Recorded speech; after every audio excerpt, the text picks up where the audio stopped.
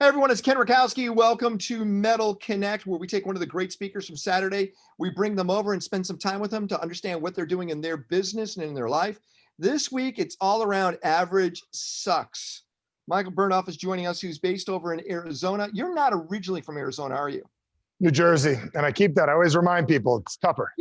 But it's interesting because I've noticed a lot of East Coasters going to Arizona. What's the draw to Arizona besides low taxes? Well, here's the story. This is interesting. So I wound up here by accident. I am one of these ADD kids from the 80s, right? And my parents hired a private guidance counselor to get me a good school to go to think straight.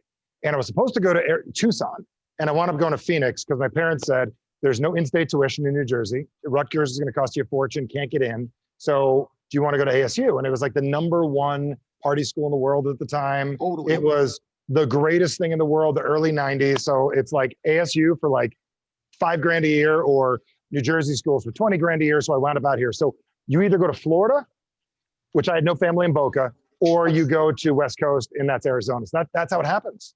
And you stayed. I stayed. I met my wife. I stayed. What'd you graduate with? It's kind of funny. I almost didn't graduate because I didn't have a degree. I had a bunch of credits, and they sat down at ASU like, we got to graduate these people. What can we do? So they invented a degree called Bachelor of Interdisciplinary Studies. And this is interesting. It's 2 degrees in one, because Motorola says we keep on getting these engineers with no communication skills. So I graduated with communication and tourism, and they never let me in a business class. They said I wasn't smart enough. Wow, but you graduated. I graduated 5.5 years. It's interesting. And the reason why I want to go this direction is your book. Yep. I got right here. Yep. Your book, All Around Average Sucks. It seems like going to college is kind of perceived as average right now, meaning, hey, you went to college. I almost notice a lot of people that haven't gone to college, but they could validate what they can do as being more impressive than somebody that's graduated from a 4-year college. Yeah, it's an interesting concept. I was sitting around with friends of ours, Cameron Harold, Tucker Max, and my friend Roland Frazier. We were sitting around. I'm sure you know all 3 of these guys. Drop some more names. You didn't hit any of my foot on that one. Okay, got it. I'll get all of them, right? So we're sitting around a table last year. My daughter was going off to school, which I'm thrilled for her. It's fantastic. She's a cheerleader. She's got some desires, things she wants to do. She's off in college right now. And for me, school is, if you're going to go to like the Wharton School of Business and you want to go into finance, or you want to go to DeVry and you want to learn mechanics and stuff, it's great. But if you're just going to go to school for school, like Tucker and I both said, like, take the couple $100,000, spend it for 2 to 5 years, work with an entrepreneur, come work for me. I'll teach you the ins and outs of marketing, sales, how to buy real estate. I'll show you all these things. And then afterwards, if you want to go back to school, you can go to junior college in the meantime. So it's a very expensive lesson if you don't have a reason to aim on it. It's like getting on an airplane and saying, I'll sit first class, I'll stay here forever, but I have no destination. So if you have a destination, go to college. If you have no destination, still educate yourself, maybe junior college or something, or A school. But to spend a fortune and not have a direction, I'm going to tell you, it's not the plan right now. Well, why is college still important if you have a direction? It's important if you have a direction, if it's very specific. Like if you're learning some supply, I don't know, maybe it's not. I don't know. It sounded like it was. And maybe my dad is old. It just depends what you're going to school for. Yeah, and if you want to be a doctor, I get that, right? Lawyer. Let's be realistic right now. Everyone that I know that went to B school, business school, Yep. What's going on in the world today was not taught 5 years ago. Nope. It's not even in any type of tutorial or manual. So if you're teaching or you're learning from somebody that graduated college in the 70s or 80s and even the 90s, and they're your teacher today, they have no concept of how to educate you on what's going on today. They're not part of it. No, I tell you, the majority, Ken, that I learned how to handle this pandemic was being 18 years old, having a landscape business in Jersey, like 16 years old, having a little like help out with a friend, tough it out through the summers, making beer money, working in yards, working under crawl space. When I don't even know what that is, like underneath a house at 6'6", cleaning out somebody's crap for $8 an hour. That helped me more getting through this pandemic than anything I learned in college. So we're hanging out with Michael Bernoff. This is his book, Average Sucks. Of course, the best box I ever got that has a book in it. I just got another friend of a mutual friend of yours, Allison Levine, sent me, what's his name, from Black Sheep. It was just a book. It's like, every time now I get a book from somebody, it's just in the mail and it's just a book. It's like, this is nothing like Michael's box. That is my wife, Deborah. I mean, she takes full credit for that. She goes, we got to not only shock and awe. So like we blew everybody's, that's the box. The box. And everybody's copied this box since then. So guys, this is what I got in the mail. You open it up. Here it is. There's my address. And I was wondering, what the heck is this? This is before I even knew who Michael was. And you open it up. I mean, check out the inside of the box. Okay. And then, of course, the most important thing right here is the book. And then you got a killer t-shirt, which I want to wear, but I don't want to take out of the box because it's pretty damn cool. You get a towel, which is, again, average. The branding is all there. Yep. And then socks. Yep. And then this is a thermos inside here. Did you open it? Did you push the button? No, I don't want to. Open that thing up. Open this up. This will blow your mind. All right. Open it up.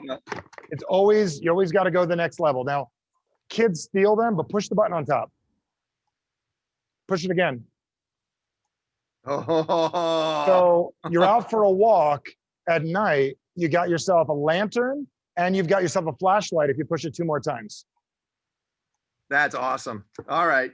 And then, of course, you got all the pens and all that. This right here, man, you had me when I opened this thing up. This is it. This is it. And you got me. I don't talk about anything yet anymore other than this box because it was the coolest. And I tell all my authors now. Matter of fact, if I get something from Malcolm Gladwell that's not anything any close to this, I'm not even going to read the book. Why would you? Why would I? Seth Godin, forget it. It's not even going to be able to do it. What are you doing? There's no need to do that. So you got the best box out there.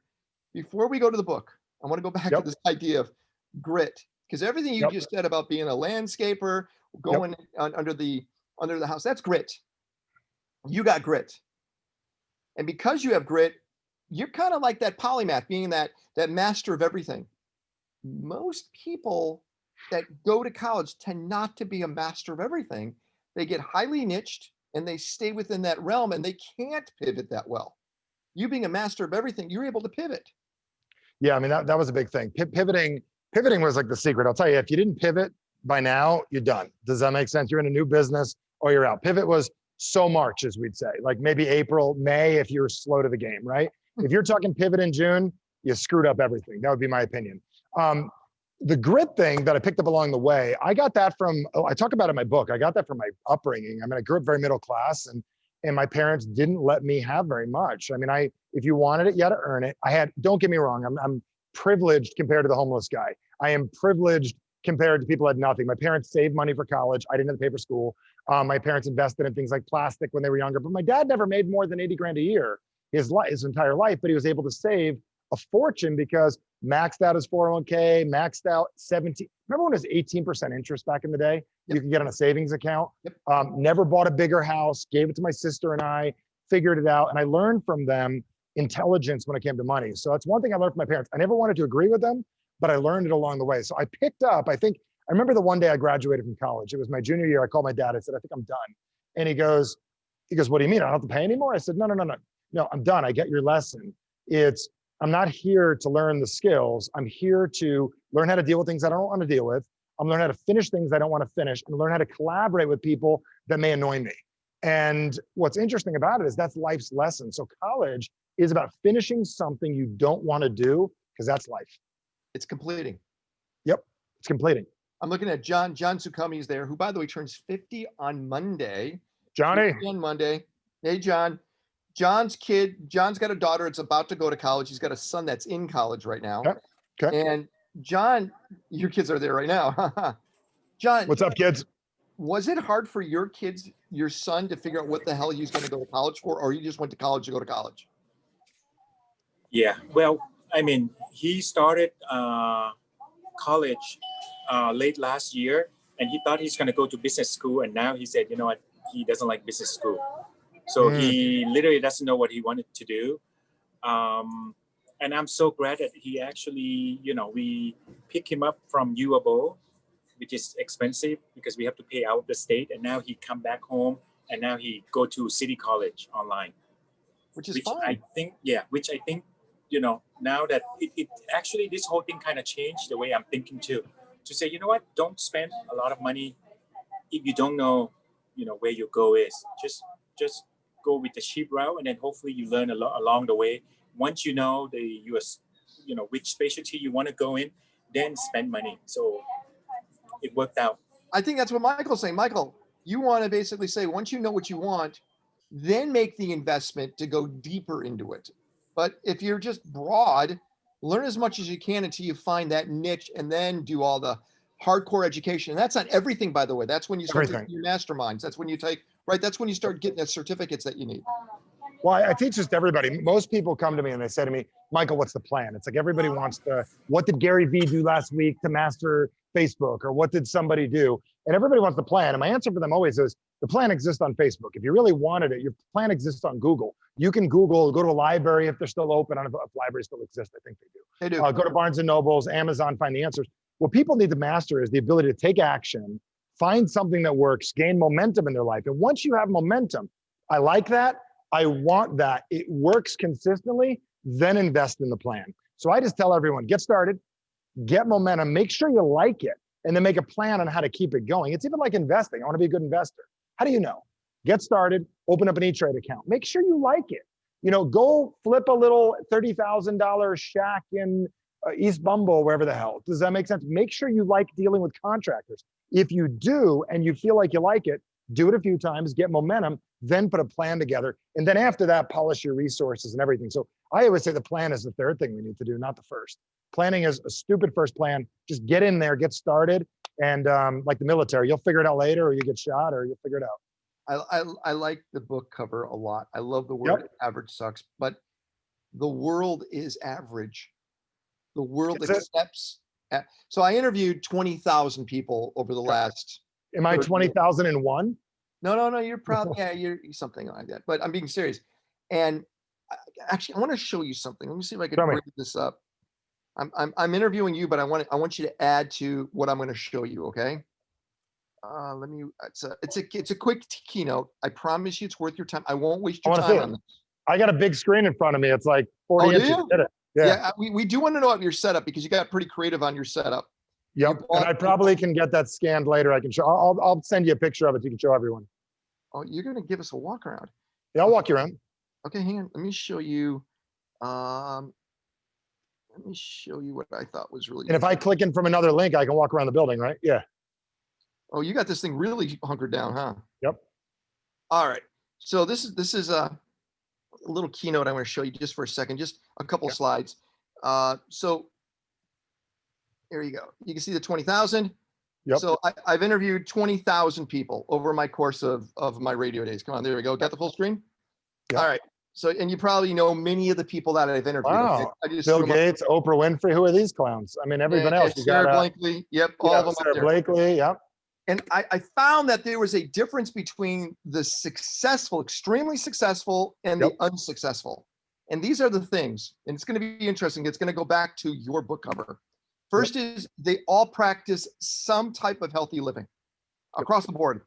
They knew that their health is what perpetuated and moved them forward. If they were unhealthy, they couldn't move forward. Next is they educated themselves over entertaining themselves. So they were constantly feeding their mind with books, podcasts. They weren't binge watching stuff. They had morning and evening routines consistently across the board. They delayed gratification. Right? I know it's going to take so long to get this, and they work their ass off. And here is the big one. They saw themselves as uncommon. Now, uncommon to me would be average. They totally said, hey, it's not like I'm a weirdo, but I'm not like everybody else. Yep. Every one of them. And the way you look at it is, common things deliver common results. That's settling for less than you deserve. Common is binge watching TV, alcohol, junk food. Common means choosing entertainment and distractions instead of learning and creating. So this goes back to your average. If you are average, you do all the crap stuff. And that's where I saw this difference between all those people that are out there. They definitely saw themselves as being uncommon. So you're the same way. You're saying, hey, average sucks. Average sucks. And that's uncommon. And you want to be uncommon. We all have a natural tendency and a natural predisposition as people to not be average. Well, there's two averages going on in the world. There's the one average of trying to be like everybody else. It's like, and we're gravitating typically towards the wrong thing. We're gravitating towards, I want to be like you, or I see those people like, oh my God, I want to be like, I probably want to be like Jesse, not like Sarah. Does that make sense? Like one of those two. Like I want to be like Ken. I want to be like whoever it is that you show, Elon Musk or whatever it's going to be. And we gravitate towards being like someone else. And most people gravitate towards being their neighbor Bill, and not Bill Gates, just the guy named Bill. That's right. Here's the real issue people have. They don't, their own average of how they live their life, they've never actually considered being all of themselves. So we gravitate towards the wrong version. Instead of me trying to be like you, which is impossible, I don't gravitate to being the full version of me. And I think if people stop settling for their own average in life, and this is the problem, people settle for their own average, like what I do regularly, what I make regularly, what I do. And this is fascinating. I watch people like me I even fell for it. I found a way to make exactly what I made last year already this year, even with the shit that went on. It makes no sense. How the hell does that make any sense? Because I have an average and I had to go kill that average. I had to sit there, look in the mirror, go, wait a second. I fell for my own crap. Like I realized that in a year, I weigh about the same throughout the year. Like when I pull my B of A and my Chase, I have like 17 different bank accounts. I'm a weirdo. I could teach a whole thing on credit card game that I play another time, which is crazy. How to use the right cards at the right time. And I get 4% back per transaction. I'll send you that one day. I love that. That's a whole talk by itself then. Yeah, I'll come back and I will share that with everybody, all business owners, blow their minds on how to use those. But what's interesting is I look at like average daily balance and it's like about the same. My returns across a decade are about the same. Like it's the weirdest thing. So we all have an average until we're willing to accept that it's our average that causes the problem. And the world has become average. Interesting. How do you make sure you are going above the average? What do you use as a litmus test around you to realize that, hey, I am not like the average, or I really need to get above where I'm at?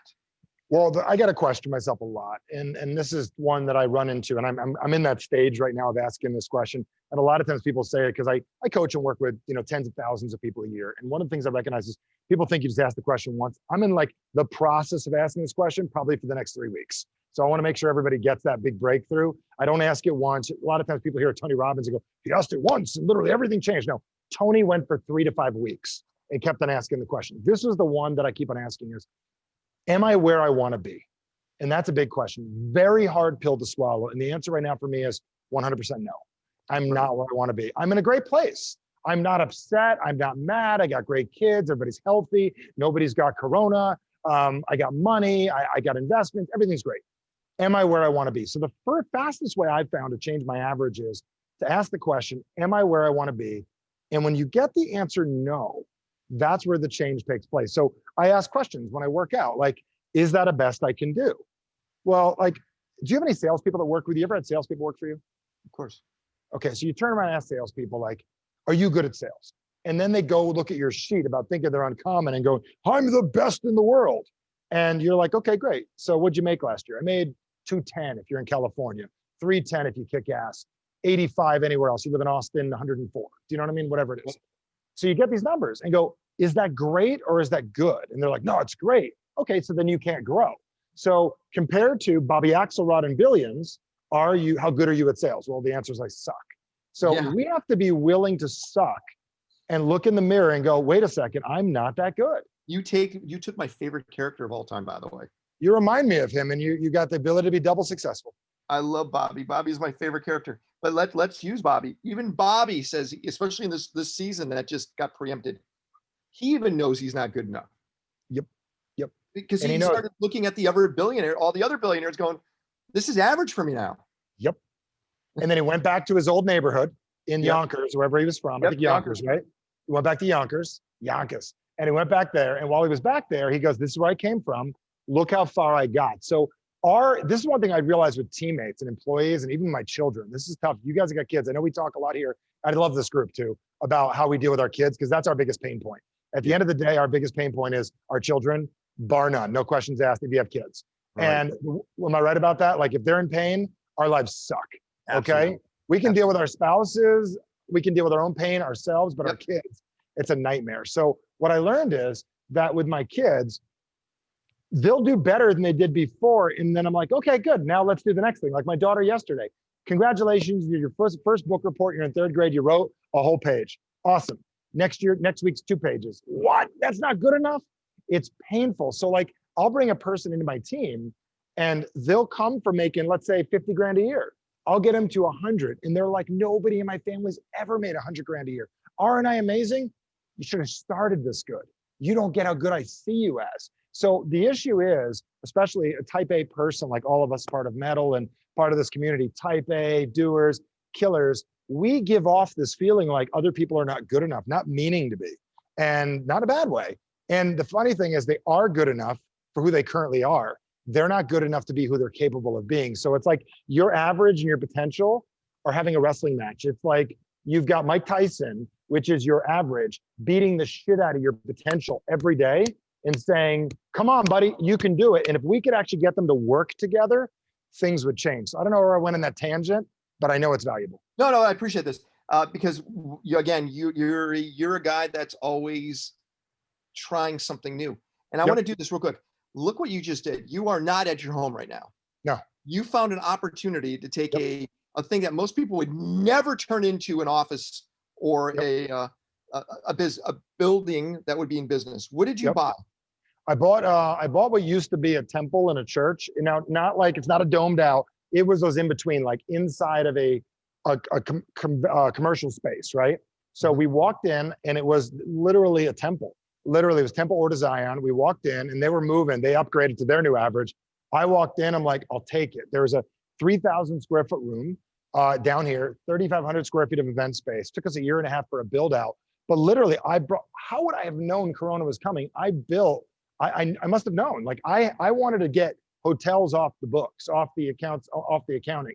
I knew it was costing me 50 to 80 grand to run an event in the building with a gorgeous caterer. I could have Mastros come to this place for 12 grand versus 50. You know what I'm saying? So we do an event here. I will have Mastros cater it in for 12 to 15,000, beautiful event, but I run events here. Also, here's the great part. So like, let's say Metal was coming to town. I would say, hey dude, it's on me. You can use my space for free. Joe Polish, you want to use my space for free? What a networking opportunity. I've got a building. So I built it to network, connect, and turn into cash. Wow. And have you been leveraging it yet? We did prior to COVID. Now it's like, you know, I got to be careful, but man, I got all this space like behind me. What do you think, Chip? There's like 20 feet to the wall. You want me to show you this? Yeah, show us what you got. Let me see. I'll link in again. I'm gonna link in again, and I'll show you on a different setup. Give me 1 second. So can you tell your team to add me? Yeah, go ahead. I'm waiting for you to dial in. Join video, join video, join video, join video. I'm doing that. That's you, okay. So I'm going to do no audio. So this is the room. So I'll show, I'm going to walk around, okay? So how do I flip this camera? There we go. Gotcha. You got me? Yep. So we got, spotlighted you. You got it. So this is AV back here. There's Chip. You know, say hi, Chip. Chip on video. So we built this whole room out. I have all the AV back here. It's a little bit of a mess, so forgive us. I know, but that's your control center right there. Yeah, so I got the whole control center back here. Beautiful equipment, right? But this is what we built. This is the beauty. That looks we awesome. took 12-foot screens. Can you see? Yep. Projector to 12-foot screens, camera down the middle. So I do a whole event. And then these things go up as like in-betweens. So I'm able to like switch out events. So if I want to do my mastermind, I do my mastermind. I want to do my NLP certification, I can do that. I can do a book signing, whatever I want to do, I can do. And this is just the room. So this is. Yeah, do you have an entrance room? What's that? What did this cost you?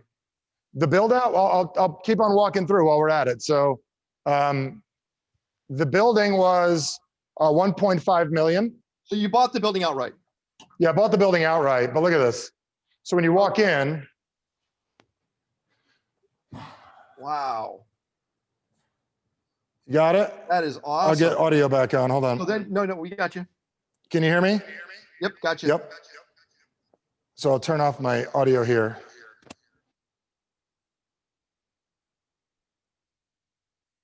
Here, I'm gonna mute. One of them's got to be turned down, buddy. I think this is it. Let me mute the other one. Can you hear me now? There, I muted the other one. Yep, you hear me?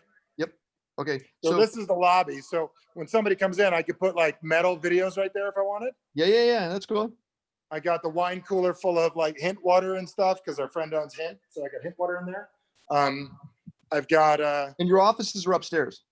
Yeah, I got the podcast studio right here. I wish I would have cleaned the place up, but look at that. That's rocking. That's where you actually did the show from the other day. yep. So I shot the show here the other day, right? That is beautiful.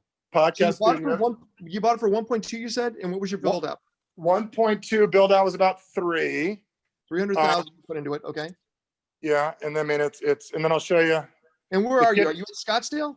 I'm in Scottsdale. I put about 2. Actually, I probably put 4 into it.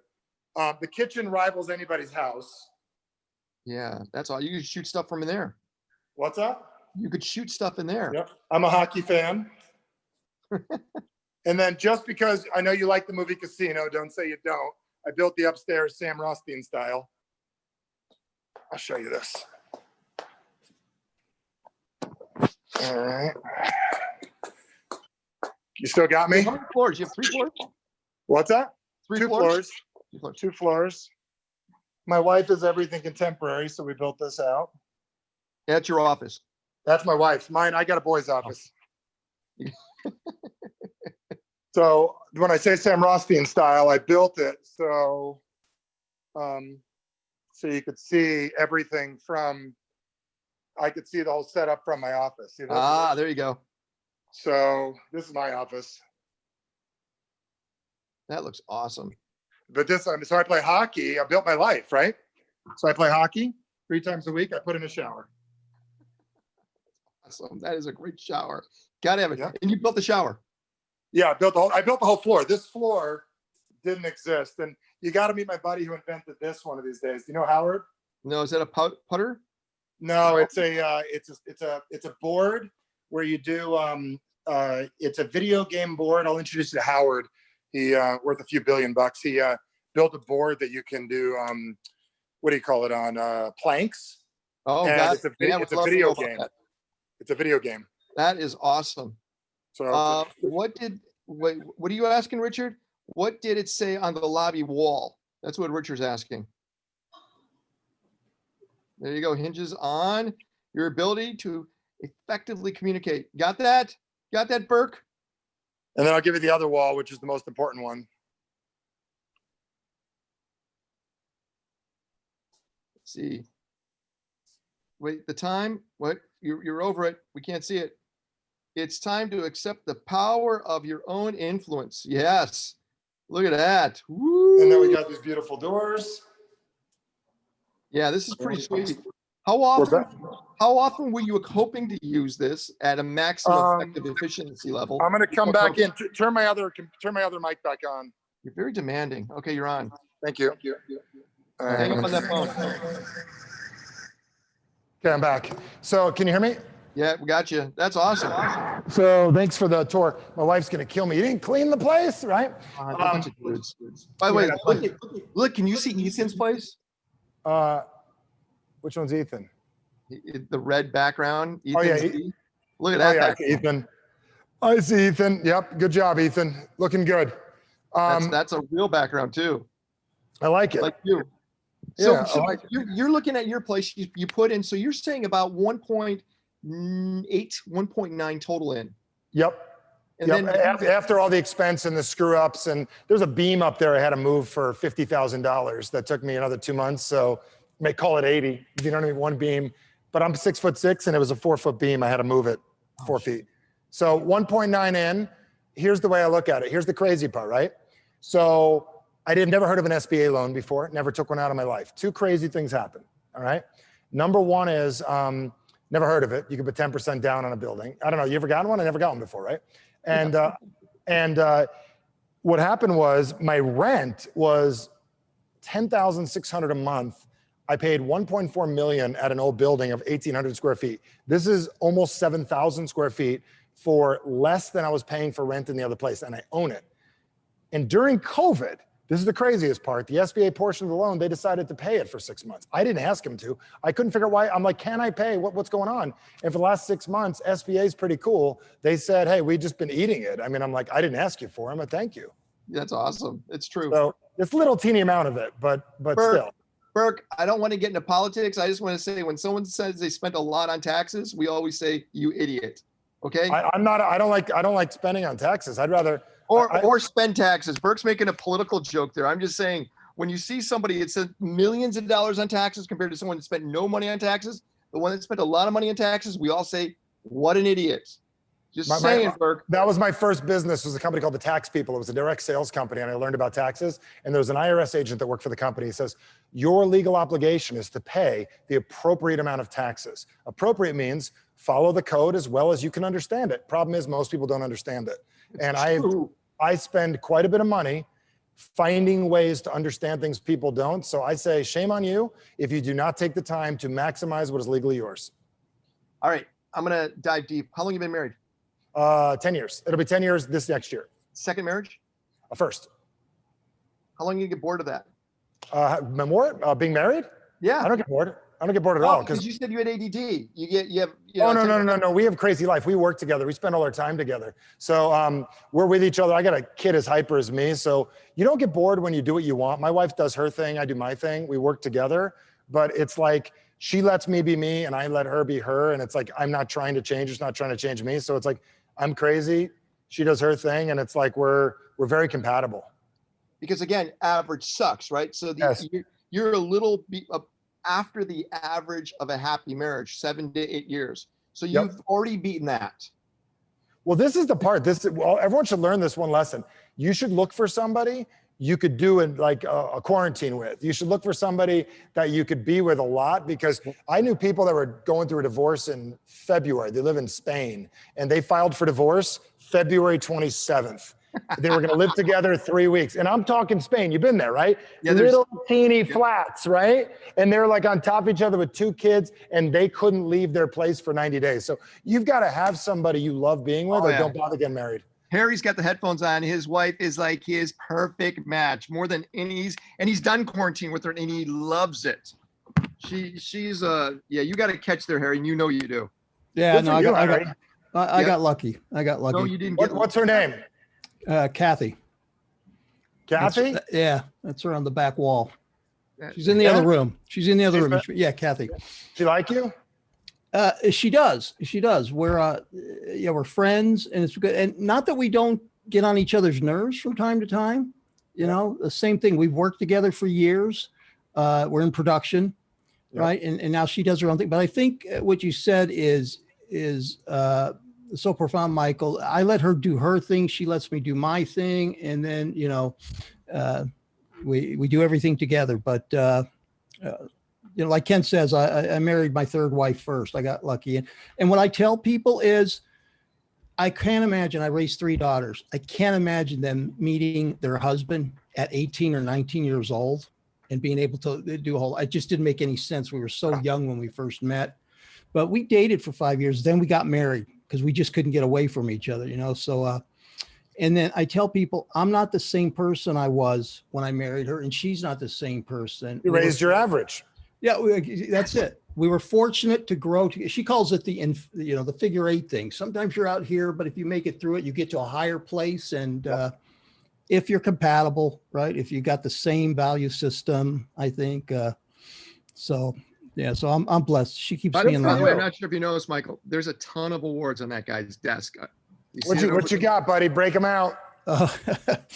No, I do. I do. I've been doing TV commercials and I'm interested in, I call myself a filmmaker with an agenda, because great commercials make you feel a certain way about a brand. Apple understands that. Nike understood it. It's not, we're not screaming car salesmen. No offense, Richard. Richard knows how to sell cars, but So I create branded spots, and I'm working on a project now called Present Shock that I was listening to what you and Ken were talking about earlier. There's a Dr. Ming from Stanford, and she talks about how what we need to do is start creating adaptable creative problem seekers. No more you're going to learn a trade and that's what you're going to do for 40 years, right? Not even 10 years. But Darwin said, you know, it's not the survival of the fittest. It's those who can adapt, you know, first and foremost. And if you're creative and innovative and you're seeking problems, I mean, I think you're in for a more meaningful life. So true. Yeah. So my project is based on a book that was called Future Shock back in 1970. But Harry, I'm going to ask Michael a question regarding you. And I think You ask me about him? Okay, good. And here's this situation. Harry wanted to elevate his ability on whatever it was, and he went off to a very expensive school called Singularity University. I'm not sure. Very familiar with it. Yes, very familiar with it. And it's super expensive. And he knew it would either spark his interest to move somewhere or literally ignite a fire, and he would drive into it.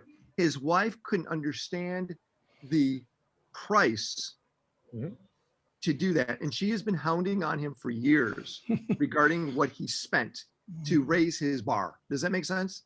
Totally makes sense. How does he justify that? So are you talking about selling? Because this is my real background is communication and influence. So it's like, you want to sell your wife on this still? Yep. Or do you want, okay. So what is the reaction she's saying, Harry? This will be fun. Well, she knows that I run my business and I do just okay. I've never been, unfortunately, motivated by money. That's been my problem. I should have had a manager and a lawyer that was doing that for me. It's the experience and the work that gratifies me. So she wants to see a return on an investment. And she knows that I get this from metal at great value.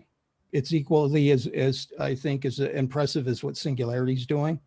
In fact, I think we're ahead of the game on some of the stuff they're trying to do now online. But she just wants to know, when am I going to apply it instead of to my business? When am I going to apply it to that new project I just mentioned to you? Got it. So what she's doing is she's challenging you. She's calling you out. Just want to make sure you understand your wife and you understand her motivation. Absolutely. She actually can care less about the money. She sees your potential and what you're capable of. So the real challenge you're having is that she sees what you're capable of and you spent that money.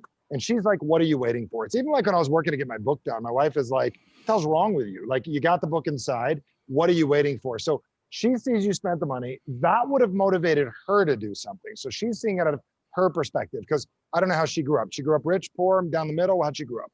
No, middle class, lower middle class. Lower middle class. So if you spend that kind of money, you better go get it back, correct? Right. Where you're at in life today, you could spend that. And if you don't get it back, it's not the end of the world, correct? Right. Am I right about that? So Yes. She's taking an old context. So her old average is owning and dominating her current conversation. Are you catching this? So she's seeing it as a 12-year-old kid under the guise of communicating with you. And this goes back to old school transactional analysis. She's becoming the parent, you're becoming the child, and she's telling you how to be versus— It's a bit emasculating, isn't it? Yes and no. So the best way to look at it is go, honey, I love you. Does that make sense? I would love you. I love you. I want to tell you, I really appreciate your desire to motivate me. I would use these words. I can assure you that in time, I will find ways to use this to my advantage. I know this is necessary for me to become who I'm capable of being. So the thing is, when you talk, or if you told her this is necessary for you, have you used that exact word? Yeah, but what I'll tell you, Michael, No. I got a question, buddy. Have you used that absolute word? This is necessary for me. Yes. Okay, because we can't really negotiate with someone when they say something's necessary. Give me the rest of the context. I've been telling her that for 10 years. Okay, that's the problem. Yeah, and that's why she's fed up with hearing it, you know. So let her be right. Say you're right. You're right. Look her in the mirror. You're right. I'm just getting off on this thing. It's orgasmic to me. I'm enjoying it. It's super fun. I know you told you I was going to level my game up. What I'm doing is I'm challenging myself to think differently. And I'm so excited that we finally have the money to be able to buy things I enjoy. And this is exciting to me. Tell the truth. Because if you're not going to do the big thing with it, just tell her you're not. If you are going to do the big thing with it, then you got to tell her that she's going to expect a reaction. So you've got to meet her at a reaction. You getting this? I'm getting it. Yeah. You want to man yourself up. You've just got to look at her and go, love you. This matters to me.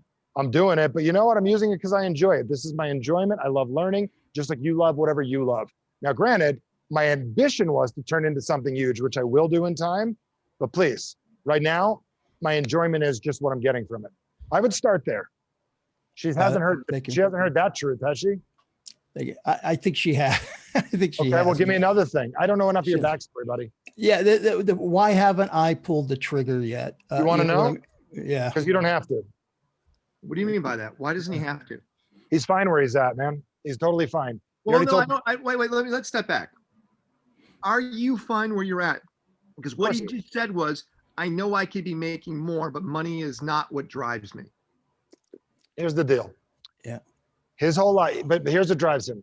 He has a great life based on where he was at 20 something years ago. World renowned at these commercials. You're known for it. Ken could stop. Ken could go 20 fucking thousand interviews. Excuse my cursing. I don't think you guys can handle it. 20,000 interviews. Look at me. I've come so far from my upbringing. Look at me. I'm incredible. I'm going to travel the world for the next 10 months. I've raised a good family. I'm a great guy. I've got amazing friends. I'm done. You could be done if that's okay. So I got this statement in my book. Okay is okay as long as okay is okay. And okay is still okay if okay is okay. And as soon as okay is not okay, it's not okay anymore. Cheaper version, average sex. So the point is, Harry, you're okay. And you just got to look in the mirror and go, this is my okay time. I'm fine with that. It's your wife sees Harry. You're showing her Harry. She sees Harry. She sees what you're capable of. So she's not mad at you. It's like my wife. My wife looks at me and she goes, the fuck you waiting for?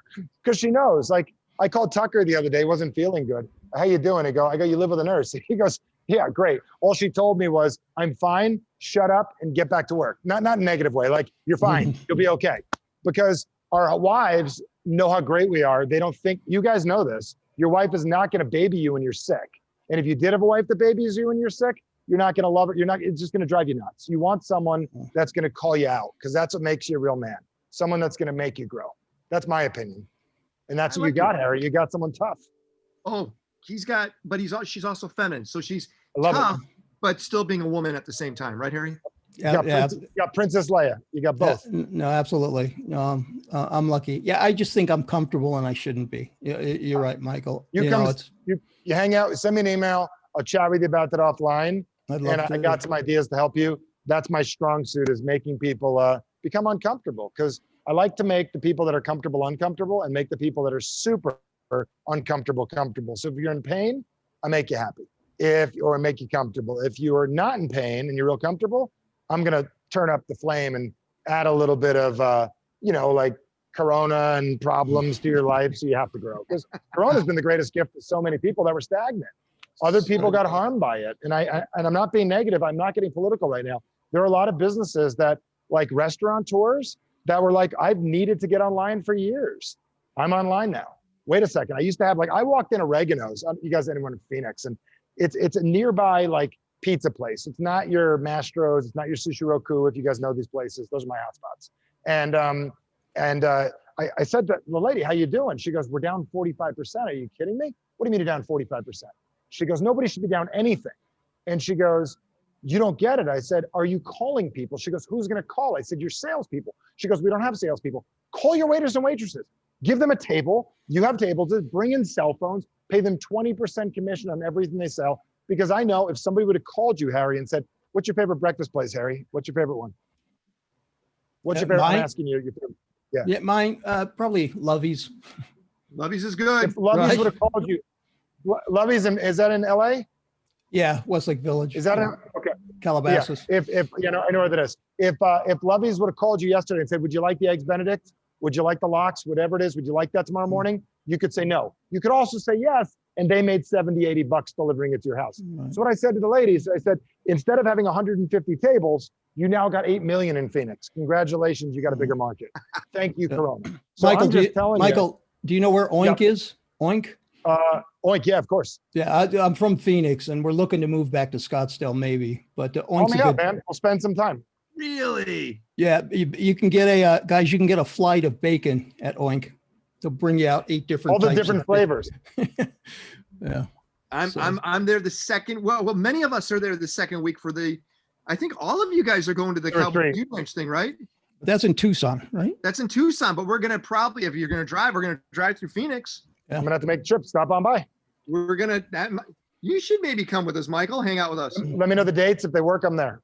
All right. Hey, Ethan, are you comfortable? Z, you're not happy where you're at. No, I'm not. I'm in downtown LA, but I don't know if I should stick it through or No, I mean, but even work-wise, explain. Oh yeah, explain that just got real. Explain what you own. I own a car rental company and a mechanic shop. Okay. My mechanic shop pretty much services South Bay area more than anything. So I'm okay there. It's actually picked up business a little bit during COVID, so we're okay. But the rental company is actually doing pretty well. But it's just where I live has become, it's a shit show, man. It's so bad. It's like there's tents everywhere. It's embarrassing to walk home. When I get to my place, I'm happy, but the streets are terrible, terrible. How long are you going to tolerate that? I don't know. So I don't want to be, I got a lot of friends left. They left, they moved to the suburbs, they got their houses, they're posting beautiful, times in their backyards. And I have a really unique place, which I love, but I don't want to be one of those guys that gives up on downtown yet. But I'm starting to look other places. I did this last weekend and I was kind of like, maybe I just got to leave town for 6 months and see what happens. Cause I'd recommend get out for a minute. I can't figure it out. I'd recommend get out for a minute. When we went, I came your way. I went to Pelican Hill for a couple of days, right? And I just wanted to get out of the environment. One thing I watched happen for a lot of people during this Corona thing is we got stuck in our thing that we do way more than normal. You know how creative you get when you get on an airplane? Like I always say, if you just throw me on an airplane without a mask, right? Like the old days, and I could talk to people and walk through an airport, I'll make more money walking through an airport, being on a plane, going to a restaurant. You know what I'm talking about. You do it too, right? You pick up business just being alive. And you probably haven't left your area in a while. So part of it is, this goes into this average thing, is you built the thing you always wanted, and it's not what you want exactly right now. And it didn't turn out exactly like you expected. And you're young. And how long you own the car thing? Because I speak at Shop Hackers. Do you know those guys? Aaron Stokes, do you know those guys? I don't know who they are, but they teach car shops how to like make their businesses run. I speak with thousands of those guys every year. Reach out to me. I'll introduce you to some cool marketing guys. I've owned the shop for 15 years. The car rental company I actually built up during COVID, and I'm working on 25 cars now, and I'm trying to get if I get a few more, I can afford to hire someone full time. The cars are paying for them. So when I get there, when I can kind of leave, and that's been the plan. But it's renting out of downtown, and that's working for me because a lot of people that have moved into downtown don't really have the budget to buy a car, so they're renting my cars. So you got yourself a good position. Now, what's cool is you build it right. Someone in this community can show you how to do it. You build it right. You're not going to have to stay there. You can go somewhere else and live somewhere part of the time. But the one biggest thing is whenever we think we're trapped, we're in a really bad spot in life. That's like really bad. So the one thing you got to understand is you're not entrapped at all. You're just not in an ideal situation. So that's the one way you got to look at it. It's a very good way. It's like, this is not ideally what I desired, but it is where you're at, correct? Yeah. So the second you don't think you're trapped and it's just not ideal, it's got an opportunity to transfer things. That's all language. And so it'll take some of the pressure. You feel that in your shoulders, comes off a little, go, it's just not ideal. If it's not ideal, you pick up your cash, you sell your things, and you start over again somewhere else. The cool thing about being in California, do you own any of these properties or buildings or rent, or what do you do? No. Okay. So what you can get rent anywhere else with your skills, you'd be amazed. Not in Phoenix. It's not like the greatest comparative, but you can move somewhere else. I watch people go anywhere and you could triple what you get. Like I'm watching people leave Dana Point, come to Phoenix, sell their house that they bought 10 years ago, buy something the same size, pocket $1 million. You know what I'm saying? I'm watching that happen all the time. So your rent and these three things, your rental, your other thing, move it somewhere else, bing, bam, boom, you got other cash in your pocket. So you're there by choice. Somewhere else, you're talking out of state. Well, I got to ask a question to Ken real quick. Yep. I'm looking at a shop actually near Marina Del Rey, Ken, and you're leaving, right? Or I'm leaving. Matter of fact, I just want to use terminology, something Michael said. Sandy said the other day to me, she goes, as of November 1st, we're homeless. Aw. I go, wow, but we could buy any home we want, basically. It's not that we're homeless. We're nomadic. It's not homeless. We can live anywhere. But it's a terminology thing, right? Yep. You're not homeless. You're selecting where you put your money. And we're selecting where we're going to be able to venture out. Marina Del Rey, I think Marina Del Rey is okay. I know the shops over here, you're probably looking at something on Washington. Yeah. I think I know where you're looking because I was looking, it's where Costco is, right?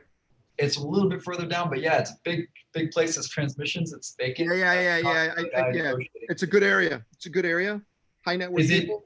encampments everywhere that I haven't noticed? Is it No, is the no, homeless? no. You but can bring your own tent. There's no one stopping you from bringing your own tent if you want. By the way, Ethan, you might want to look where I live, because this is, I mean, the guys that have been here, the guys that know here, there's only 18 homes with the view I have. It's one of the coolest views in all of Los Angeles. Wow. So you might want to check this out, and then you can Yeah. take some stuff. Take some booze. I still got some booze left. John didn't take it all. John was supposed to take most of the booze. I'll Yeah, be look at there. John. Tell me when. I'll be there. Come over Friday. Okay. Deal. Come in the afternoon on Friday. So, guys, I think what we're going with, Michael, I got to tell you, I just love that we can talk about everything to you, but communication is really important. Last one I'll go with is going to go with Noor. Noor is one of our younger guys in our group. And Noor, one of the projects he's doing is he's got a school in Kabul, in Afghanistan. Wow. And what he needs to do is get us excited about the school in Kabul. Get me excited about it. Sell me on it, buddy. I'll record it. Sell me on it. Sell you on it. So the school's currently closed, but I've been thinking about different projects, how I can implement and kind of grow and advance it technologically. I just came across a group of friends through Metal that launched a coin called Aspire Coin. I'm sure some of you guys know. Michael Turpin. He introduced me to it. So that allows me to create my own cryptocurrency where I can reward teachers and students with cryptocurrencies for achieving certain milestones and markers in education. So this was an idea going back like a year and a half or 2 years, but now finally it's actually happening. It can be real. And so when the school opens up again, hopefully this would be something that I would want to implement. Why is it closed? Corona. Why is it closed? Why is it it's closed right now? Because we didn't take the current administration, the current people that were running it for me, didn't take any students for this semester. So hopefully. Okay, got it. So it doesn't have to be. It's selectively closed, correct? Yeah. Okay, so if you wanted to have a student tomorrow, somebody could do something virtual. It's not illegal there, is it? No. So accepting payment. There's no internet connection like we have here or there, but yes, it could be. You don't have the internet there. We do have internet, but not. I get it. I respect that. Okay, got it. Yeah. Okay, got it. Cool. But the people have email. Yeah. So you could learn by email, and you could write books and send them to them. Like what I'm saying, there's things you could do right now, isn't there? Absolutely, yeah. Okay, so what you should be doing is generating interest currently, and part of the generating interest would be is building curriculum that you could email and give away for free to people. This is just what I would do if I had to sell something. It's like I go back to my original days when I first got started. Is there are people who's your target market? The current student base is middle school to high school. Okay. So 6th grade to 12th grade. What are you teaching them? General education.